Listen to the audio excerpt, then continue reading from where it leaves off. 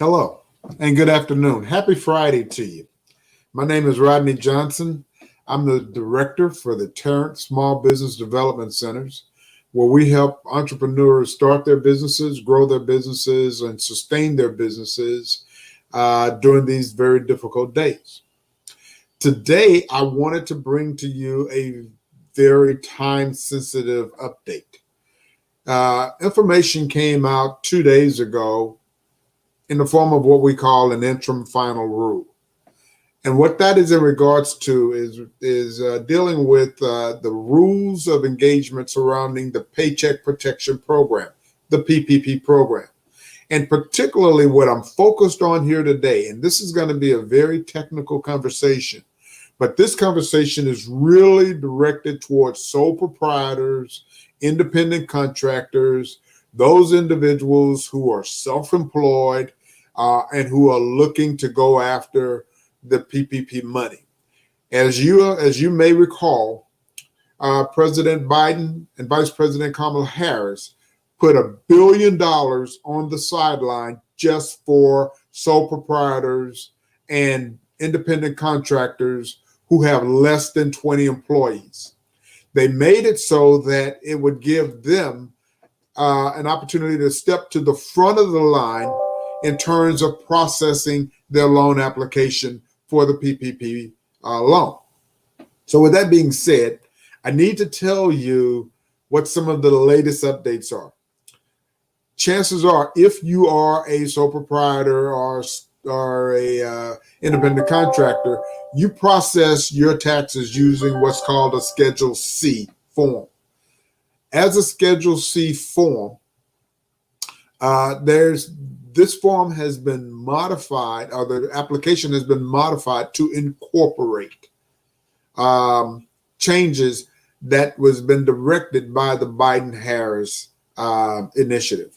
So let me get into it because it's going to be a little bit of it's going to be complicated, but that's why I'm going to right now suggest that if you have questions, that you call the Tarrant SBDC at 817-515-2600.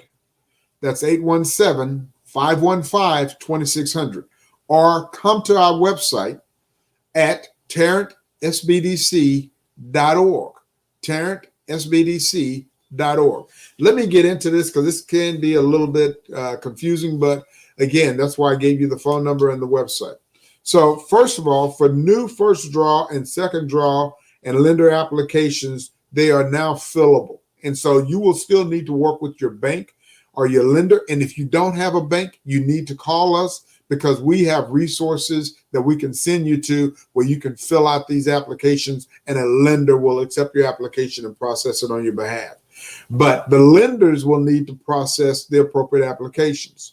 There are some new forms. I'm not going to bore you with the form numbers, but you need to know that just for this Schedule C, just for this sole proprietor, just for this independent contractor initiative, they've created some forms that allow for your process to go through even faster.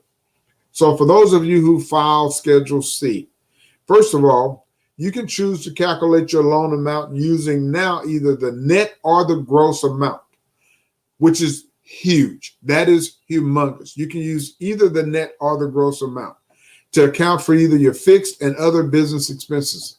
Use only the new application form if you're using the gross amount to calculate the loan amount.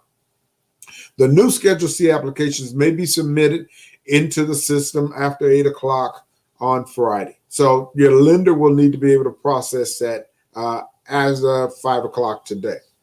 Now, the new Schedule C gross income calculations is not retroactive. Let me repeat that. The Schedule C gross income calculation is not retroactive. So there are some things you can do depending upon the status of your loan. But once the loan has been dispersed, meaning you have money in your bank account, then there's not much else that can be done. But if the loan has not been dispersed, if the application has been filed, but the loan has not been dispersed, let's talk about what are your options at that point. If you have submitted an application to the platform and it has not been approved, you may withdraw the application from the Paycheck Protection platform. At that point in time, you can refill out the application with the new form and resubmit it. That's option number one. If the application has been approved, but the funds have not been dispersed, you can again cancel the loan in the system, which your lender would know how to do, and then resubmit with the new form. Number three, if the loan has been dispersed, but you have not yet filed the relative form 1502, you can cancel the loan in the system and reapply. Okay. Number four, revisions to the loan amount must be made by using the new loan application forms. No loan increases are allowed though. However, so what this is saying is that when you go back and you do your calculations of net versus gross, and if you have a new amount and you've not received you've not received those funds, or the loan has not been approved or anywhere in that process, you can stop, start over, reapply, and that will in fact allow you to apply for the higher amounts. The next note that you need to be aware of: the cancellation process does not occur on the platform. Loans must be canceled in the e-trans servicing. That is a note to your lender of where this cancellation must take place. So they will be aware of that. Okay. The cancellation does not occur on the platform, must take place in e-trans servicing, and could take up to 2 days to process. So now let's talk about some of the other rules as far as eligibility is concerned. All right, so these are the revisions regarding eligibility. As you know, many people were ineligible because they had different issues going on in their personal lives, either student loans or they had a felony on their account, on their records, or they didn't have the right citizenship paperwork or EIN numbers or whatever. So the rules and adjustments has been made for that. Number one, elimination of restrictions on businesses with owners who have prior non-financial fraud felony convictions. Number one, this is not retroactive. So this is only applicable to brand new applications. So if you filed on your previous application, then this new rule is not applicable to previously submitted applications previous to 5 o'clock this afternoon. However, if you're able to go in, cancel your application, resubmit the new paperwork, resubmit it accordingly, and it's as of 5 o'clock this afternoon, then it will, be inclusive. The next one, restrictions still apply on businesses with 20% or more, or 20% or more, where the owner who, number one, has an arrest or conviction for a felony fraud related to financial assistance fraud within the past 5 years. Number two, is currently incarcerated for a felony at the time of the application. Or number three, if a person is on parole or is in some process status that will potentially lead to incarceration, those cases are not eligible. Okay, the next, elimination of restrictions of student loan debt delinquency and defaults. Great news. This change applies to new PPP applicants as well as to those that have already received a PPP loan. This one is retroactive. Of all of the changes that have been made, this is the only one that is completely retroactive. Okay. Regarding the citizen, being a citizen, number one, you need to know that the PPP loan is available to all U.S. citizens. But number two, all lawful U.S. residents does have access to PPP. If a business owner have a I-10 number, which is a number that starts with the number 9, and it is formatted like a Social Security number, then they are eligible to apply.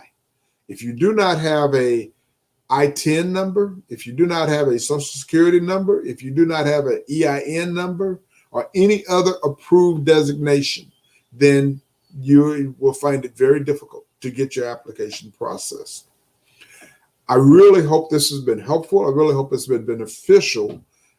By all means, these are the latest updates. This is the one where the rubber meets the road. So if you have any chance, if you have any desire of processing a PPP loan for you, Mr. Sole Proprietor or Miss Independent Contractor or anywhere in between, then you need to contact your Tarrant SBDC. Let us help you navigate through what could be complicated, but in effect has been set up to help you be successful in getting a PPP loan. My name is Rodney Johnson. I am the director for the Tarrant Small Business Development Center. We can be reached at 817-515-2600. Again, 817-515-2600. Or you can contact us via the website at tarrantsbdc.org. tarrantsbdc.org. Happy Friday. Good luck with your business. Call us if you need us. We're here to help. Thank you and have a great weekend.